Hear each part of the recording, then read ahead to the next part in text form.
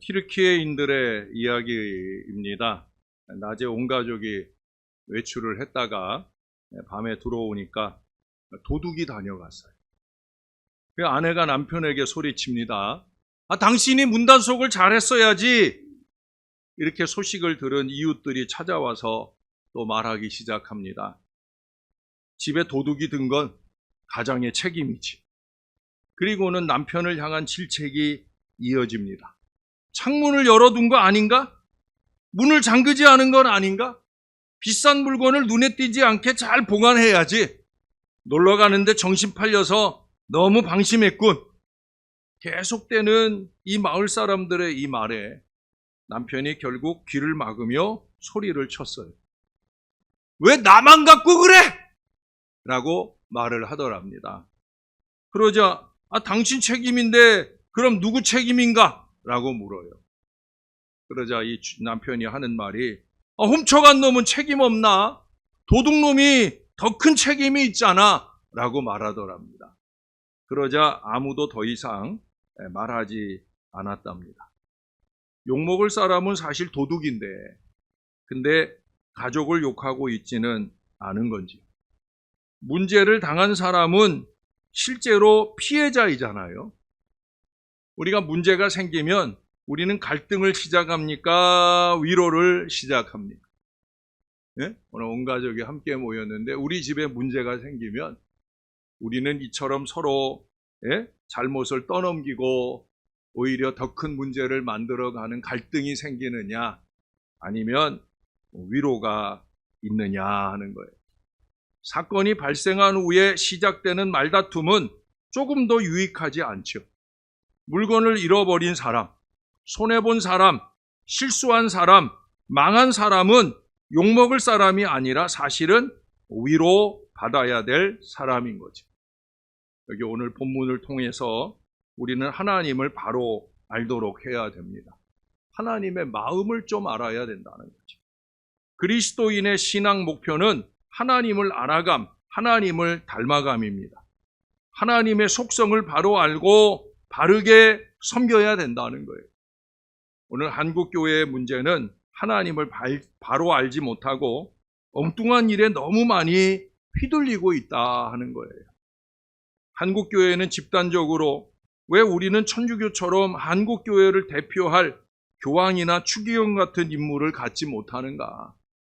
그러니 엉뚱한 사람들이 조찬기도회 이런 거 하면서 거기에 장으로 앞장서 가지고 오히려 교회에 부끄러움이 되는 일들이나 하고 있는 건 아닌가 하는 그런 말들을 자주 던져요.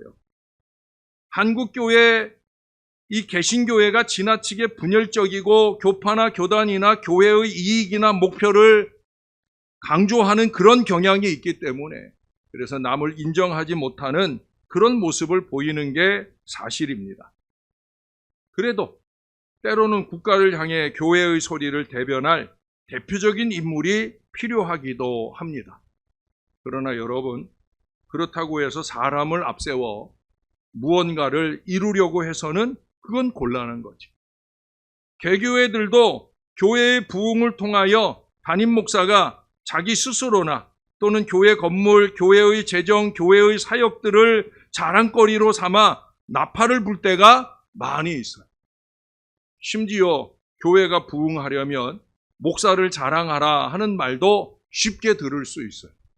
우린 참 다행이죠. 목사가 자랑할 거리가 별로 없어서 얼마나 다행인지 몰라요. 여러분, 교회가 과연 그런 곳인가요? 교회가 그런 이미지 정치를 해야 되는 그런 곳이냐는 말이에요. 우리는 도대체 하나님의 교회로서 또는 하나님의 일꾼이라는 그 이름으로 무엇을 하고 있느냐는 거예요. 제가 자주 말씀드리잖아요. 아직 안 먹고 말지. 안 갖고 말지. 안 하고 말지. 여러분, 그렇게 자주 얘기하는데도 왜 그게 포기되지 않을까? 왜 자꾸 동물적 욕구에, 세상적 욕구에 자꾸 우리 마음을 빼앗길 때가 많을까? 여러분, 오늘 본문의 말씀을 따라 우리가 제대로 신앙하며 살아야 됩니다. 교회잖아요. 교회고 교인이면 그에 걸맞는 신앙의 모습을 가져야 된다는 거예요. 그러자고 우리가 매주마다 매일마다 하나님 말씀 듣는 거잖아요. 하나님의 말씀보다 앞서지 않고 그 말씀 따라서 살아가고자 하는 거잖아요. 먼저 우리는 우리 하나님이 어떤 분이신가 하는 걸 알아야 되겠죠. 오늘 본문은 우리 하나님은 풍성한 위로의 하나님이시다라고 말씀을 해요. 하나님을 바로 아는 것이 지식의 근본이 되어야 합니다. 네? 교회를 오래 다니면서 신앙 지식이 많아지는 데 있어서 가장 으뜸된 지식의 폭이 넓어지는 것은 뭐냐? 하나님이 어떤 분이시냐? 내가 믿는 하나님은 어떤 분이고 이것을 바로 알아야 된다는 거예요. 여러분, 이 성경은 무엇보다 하나님을 보여주는 책이잖아요. 그렇죠? 그래서 우리가 지난 1년간 열심히 읽은 거예요. 세상 그 어떤 일보다 이 일이 소중하다 여기며 그렇게 열심히 읽어주셨어요. 여러분, 지난 주간에 읽어주신 분들 봐요. 그동안에 한 주간 읽은 숫자 중에 제일 많잖아요. 왜 많아요? 300독 채우자고 목사가 얘기하니까. 그거 한번 좀 같이 동역해 보려고. 참 고마운 분들이. 여러분, 그 가운데는 우리 교회 올해 우리 교회에 나온 새신자도 있어요. 새신자지만 이게 지금 뭐 하는 거냐 뒤늦게 알고 아주 열심히 어떤 때는 한 주간에 300쪽도 읽었다는 거예요. 이게 안 하려고 해서 못 하는 거지 하려고만 마음 먹으면 새 가족도 하는데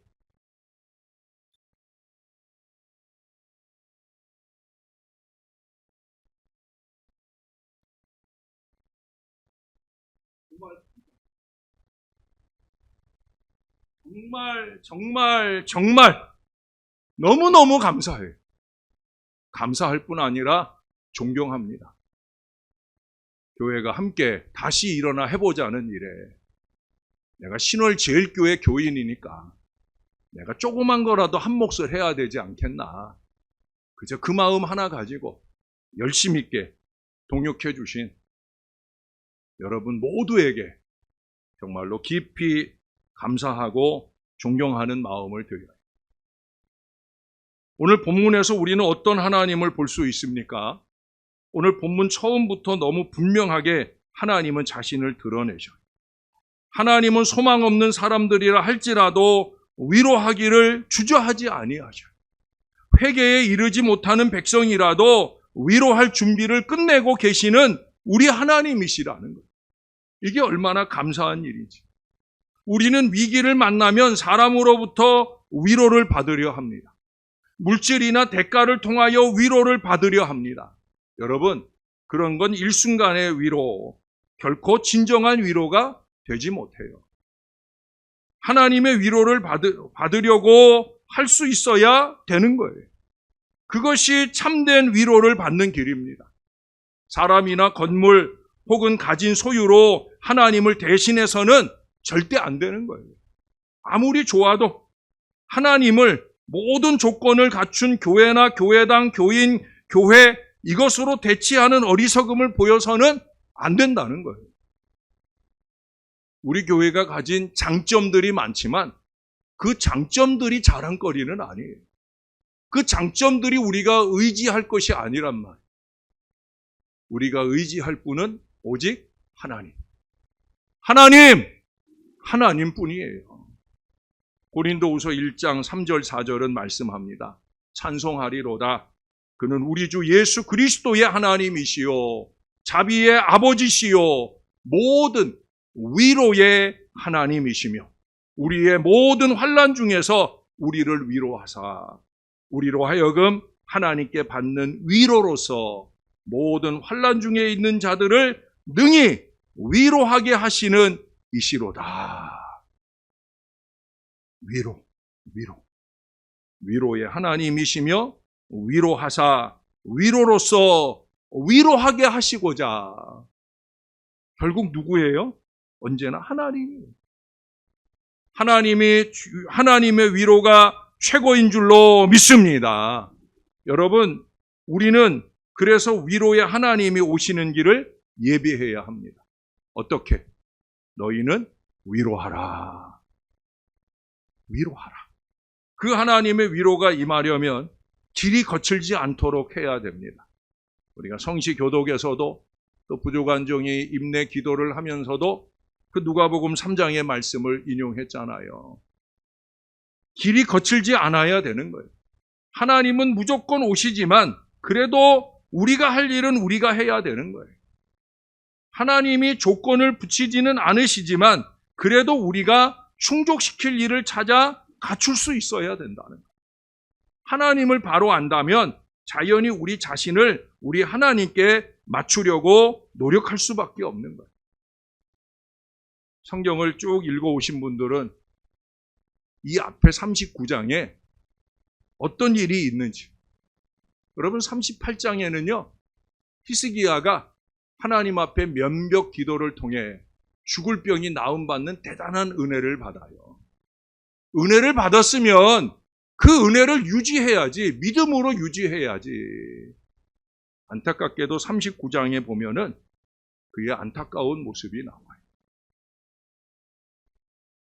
39장이 담고 있는 곧 무너지게 될 이스라엘의 미래를 접한 후에 오늘의 본문 40장을 대하게 되면 이 상황이 180도 변화된 것임을 느낄 수 있을 겁니다. 도대체 39장과 40장 사이에 무슨 일이 일어난 것일까? 앞서 이사야 선지자를 통한 하나님의 말씀은 아주 냉혹해요. 38장에 은혜를 주실 때의 하나님의 그 모습은 사라져버리고 히스기야의 잘못에 대해 아주 냉정하셔요. 유다왕 히스기야가 심각한 실수를 저질렀어요. 문병차 바벨론 왕 무로닥 발라단의 신서와 예물을 들고 찾아온 그 사신들에게 자신의 위대함을 자랑하느라고. 네? 죽다 살아난 주제에 뭐 그렇게 자랑할 게 있다고. 그거 자랑하느라고 자기의 궁궐의 모든 곳간을 다 보여줍니다. 그래서 여러분 39장 6절을 한번 보세요.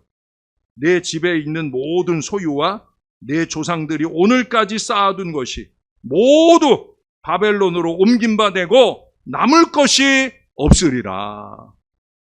히스기야가 자랑했던 게 한순간에 다 물거품이 될 거라고. 그게 히스기야 개인의 절망적 상황이 아니라 이스라엘 공동체 전체의 불행한 미래가 될 것이다 말씀하고 있어요. 정신 차리고 우리가 신앙해야 되는 이유가 여기 있어요. 히스기야 왕의 행동은 큰 패착이었습니다. 그는 자기 자랑에 빠져 조국의 멸망을 재촉하고 있는 거예요. 따라서 하나님의 어조는 아주 단호했어요. 더 이상 어떤 소망도 가질 수 없는 그런 이스라엘이 되어버렸어요. 이스라엘 백성에게 하나님의 약속이 흔들린다라는 건 사실 상상할 수조차 없는 일이지만 있을 수 없는 그런 일도 일어날 수 있는 것이 분명하다는 사실. 피할 길이 없어요. 우린 이스라엘 역사를 알잖아요. 정말 그 말씀 그대로 되어집니다. 그러나 이사야서를 계속 읽어오던 우리 독자들에게 오늘 본문은 분위기가 전혀 새롭게, 오늘 1절을 보세요. 시작부터 힘이 넘쳐나잖아요. 너희는 위로하라! 너희는 위로하라! 마치 길고 어두운 터널을 지나 갑자기 밝은 세계로 나온 그런 느낌의 말씀이에요. 여러분, 히스기야와 반대로 회복의 희망으로 위로하라 하는 이 말씀을 주시고 있는 거예요. 세상은 언제나 두 종류의 사람들이 있어요. 이 히스기야처럼 자기 중심적으로 공동체의 건강한 미래는 안중에 없는 그런 사람들이 있잖아요. 교회를 세상 집단처럼 취급하는 그런 사람이 있어요. 교인다운 신령하면은 아무 관심이 없어요. 자기 이익, 자기 즐거움이 우선입니다. 여러분, 그건 신앙 아니에요. 그건 절대 신앙 아니에요. 네? 신앙을 좀 제대로 알고 우리가 한 주를 신앙생활을 해도 제대로 할 수 있어야 되지요. 반대로 자기가 희생되면서라도 공동체의 영적인 희망의 미래를, 거룩한 신앙의 미래를 열어주는 그런 사람들이 있어요. 성경을 열심히 읽거나 새벽을 열심히 깨우거나 이런 분들이 교회의 희망인 거죠. 너무 귀한 희망인 거죠. 우리 예수님께서 언제나 그 선봉에 서 계시잖아요. 그리고 이제 우리 차례인 거예요. 우리가 할 일은 뭐냐? 우리는 예수님 따라 위로하고 격려하는 사람이 되어야 되는 거예요. 공동체가 다시 일어나 함께 가는 그 일에 힘이 되어 주어야 되는 거예요. 말만 아니에요. 행동해야지요. 그래야 그게 힘이 되는 거고 위로가 되는 거고. 아이고, 목사님 얼마나 힘드세요? 그 말 가지고 목사가 위로받는 게 아니에요. 네? 힘이 되는 행동을 해야지. 힘이 되는 행동을. 으뜸 위로와 격려는 뭡니까? 제가 자주 얘기하잖아요. 기도예요. 기도. 기도하는 사람이 진짜 위로하는 사람이에요. 네? 교회 안에 기도하는 사람이 진짜 위로하는 사람이지, 뭐 말만 뻔지르르 하고 돈 몇 푼 쥐어준다고 그게 위로 아니에요. 우리는 신앙 공동체잖아요. 네? 신앙 공동체. 기도하는 사람. 지난 주간으로 대신방 일정이 마무리됐어요. 대신방 사역은 뭐예요? 위로 사역이에요. 그리고 기도 사역이잖아요. 왜 대신방을 사모하고 대신방을 받습니까? 목사가 기도해주는 그 별거 아닌 기도지만 그 기도로 통해 위로받으려는 거죠. 저는 그래서 대신방 사역이 좋습니다. 제 사역의 핵심이기도 하지요. 근데 여러분, 제가 대신방을 한 달여간 마무리할 즈음에 마지막 날 대신방을 하면서 제가 큰 위로를 받았어요. 그날 뭐 강월 초등학교에 뭐 학예의 발표가 있었는지 그 아이들이, 그 가정들마다 그 아이들을 같이 데려다 놓고, 신방은 집에서 받아야 죄송하지만 그 아이들과 함께 예배하는 신방이 얼마나 목사를 유쾌하게 하고 위로받게 되는지. 그래, 그 아이들 그날 학교에서 발표한 거 영상도 보고 직접 보여주고 춤을 추고 하면서 목사가 모든 피로가 싹 씻기더라. 근데 그것만이 아니에요. 어느 가정에 갔더니요, 나는 신방을 해봤어도 메뉴표 받아보긴 처음이야. 네? 목사님 뭐 드실 거예요? 그러면서 1번 커피, 2번 옥수수 수염차, 3번 무슨 주스 해서 5개의 목록을 메뉴판에 써가지고 주더라고요. 아이가. 그래서 목사님 뭐 드실 거예요? 네? 그래서 제가 1번 커피는 내가 요즘 안 먹고 있고, 그러면서 제가 옥수수 수염차를 마시겠다 하니까 그 엄마가 각 주문한 사람별로 그 다과를 내오셨어요. 그래, 그 얘기가 또 나왔죠. 제가 커피를 요즘 안 먹고 있잖아요. 이제 석 달째 되는데 제가 한 2-3달 지나니까 효과가 나오더라고요. 정말 이명이 많이 줄었어요. 근데 지난번 광림수도원 갔다가 좀 많이 피곤했던 모양이에요. 신경도 많이 쓰고 막 그랬는지. 그날 오후부터, 토요일 오후부터 다시 원래대로 복귀가 돼버렸어요. 그래서 지금 또다시 이명이 시작이 됐어요. 제가 그 얘기를 어떤 권사님한테 했더니, 목사님, 그럴 바에야 좋아하시는 커피 계속 드세요 라고 유혹을 하더라고요. 제가 그 유혹에 넘어갔어요. 그래서 내일부터 12월 첫날부터, 제가 9월 첫날부터 안 먹었거든요. 그러니까 석 달 열심히 잘 해봤고, 이제 내일부터 내가 커피 마셔야지 하고 생각을 하고 있다라는 얘기를 하는데, 그 집 아이가 나 목사님 위해서 기도할래요 라고 하더라고요. 1학년 아이인데. 그러더니 자기가 손을 모으고, 우리도 아이가 손을 모았으니 다 같이 손을 모으고 눈을 감았잖아요. 아이가 기도해요. 하나님 안녕하세요. 저 아무개입니다.로 시작을 해서, 우리 목사님 귀 빨리 낫게 해주세요. 우리 목사님 커피 끊게 해주세요. 제가 큰 시험이 들어서 왔어요. 예? 커피 좀 다시 먹어보려고 마음을 먹을락말락하고 있는데 하나님이 아이의 입술을 통해 우리 목사님 커피 끊게 해주세요. 제가 마실 수 있어요, 없어요? 네, 어떻든 한 달 동안은, 한 달 정도는 더 못 마실 것 같아요. 네, 그 아이의 그 기도가 얼마나 위로가 됐는지. 네? 신방의 마지막, 대신방 날, 마지막 날. 여러분, 위로 가운데 어떤 위로는 기도예요. 여러분, 오늘 세 번째, 그래서 위로의 하나님을 바라보아야 됩니다. 여러분, 본문 뒤에 9절이 명하고 있어요. 아름다운 소식을 시온에 전하는 자여, 너는 높은 산에 오르라. 아름다운 소식을 예루살렘에 전하는 자여, 너는 힘써 소리를 높이라. 두려워하지 말고 소리를 높여 유다의 성읍들에게 이르기를 너희의 하나님을 보라 하라. 이것은 선포의 내용이고 선포자가 산 위에 기도하러 올라가 힘써 먼저 할 일이 뭐냐? 하나님을 보는 것이다 라는 것을 말하고 있는 거예요. 자기가 먼저 앞장서야 되는 거예요. 기도하는 사람은 기도에 앞장서야 되는 거예요. 목사가 교회의 영적 지도력을 가진 사람들이 먼저 앞장서야 되는 거예요. 시선을 하나님께로 향해야 되는 거예요. 그렇지 않으면 하나님이 거기 계셔도 만날 수 없는 거예요. 우리는 도대체 무엇을 보고 살고 있습니까? 오늘의 그리스도인들이, 교회의 지도자들이 어디서 힘을 공급받으려 하고 있느냐는 거예요. 뭐 박사학위가 힘을 줍니까?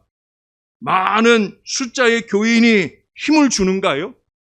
혹시 재정이 넉넉하면 기도하지 않고 하나님 바라보지 않고 하나님의 위로가 없어도 그냥 힘이 나는 그런 어리석음 속에 사는 건 아닌가요? 우리 성도들은 어디서 도대체 힘을 얻고 계십니까? 돈벌이 아닙니까? 어떤 사람들은 정말 그렇게 보여요. 그래서 그 돈 버느라고 공동체의 영적 노력이 하나도 안중에 오지 않아요. 그저 돈벌이나 하고 사는 밥벌러지로 사는 사람들이 많아요. 그러면 안 되는 거예요. 예?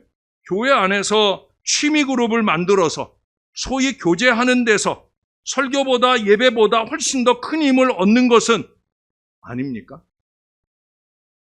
오늘 우리 교회들의 전도가 그런 것을 바라보게 만들고 있는 건 아닌가?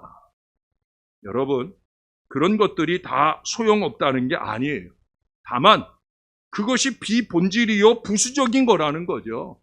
그 부수적인 것에는 얼마든지 시간을 투자하는데 본질적인 거, 예배 드리는 거, 기도하는 거, 이게 신앙의 본질인데 그거는 안중에 없어요. 그걸 어떻게 신앙이라 할 수 있어요? 그런 취미생활은 세상에서나 많이 하고 교회에는 취미 이상의 영적인 즐거움이 있어야지요. 그 영적인 즐거움의 근거는 뭐예요? 본질은 언제나 하나님이셔요. 본질은 하나님입니다. 본질은 예수님입니다. 그 하나님을 바라보는 것, 여기에 집중해야 되는 거예요. 우리는 그렇게 대림절을 시작하고 앞으로 1년을 은혜 가운데 잘 지나게 될 줄로 믿습니다. 하나님의 위로로 충만하고 그 위로를 누군가에게 우리의 기도로 나누어 주어야 되는 거예요. 먼저는 우리 안에서 그 위로를 나누어야 합니다. 아까도 광고할 때 말씀드렸지만 격려나무는 중보기도 나무예요. 거기에 열심히 적어서 거시고요. 더 열심히 기도하시는 여러분들이 될 수 있기를 바랍니다. 그래서 올 한 해 예배 안식과 기도의 위로를 통해 행복의 은혜 넘치는 우리 교회 좋은 교회, 신월 제일교회 되기를 주님의 이름으로 축원합니다. 기도하겠습니다. 좋으신 하나님, 위로의 하나님, 우리 가운데 다가오시고 우리가 우리의 시선을 들어 그 하나님 바라볼 때 넘치는 위로의 은혜로 우리에게 더해 주시니 감사를 드립니다. 위로의 하나님이 우리에게 바라시는 것, 기도로 위로해라. 기도로 위로해라. 기도의 위로가 최선이라고 오늘 말씀을 통해 가르쳐 주시오니 하나님 2026년 한 해 동안에 우리가 열심히 헌신한 우리가 주 안에서 쉬게 되어질 때 다른 건 몰라도 서로 위하여 기도하면서 위로 넘치는 복된 한 해가 되어지게 도와주옵소서. 감사합니다. 예수님 이름으로 기도합니다. 아멘.